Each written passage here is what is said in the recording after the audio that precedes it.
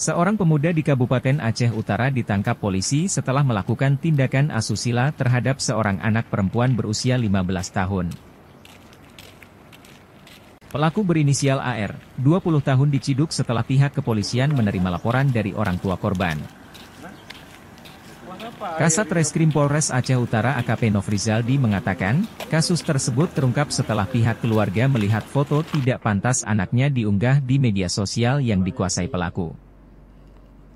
Keduanya diketahui merupakan santri di salah satu balai pengajian di wilayah Aceh Utara. Pelaku yang merupakan senior korban diketahui juga merupakan guru mengaji korban. Belakangan diketahui, pelaku telah melakukan tindakan asusila terhadap korban.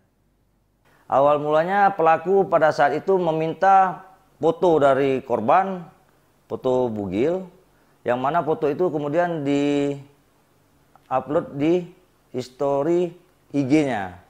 Dan di situ terlihat oleh keluarga korban yang kemana keluarga korban selanjutnya membuat laporan ke Polres Aceh Utara ke unit PPA tentang masalah kasus pencabulan.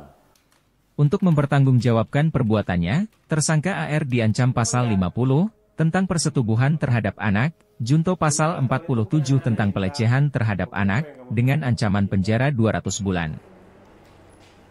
Pelaku juga diterapkan Kanun Aceh Nomor 6 Tahun 2014 tentang hukum jinayat.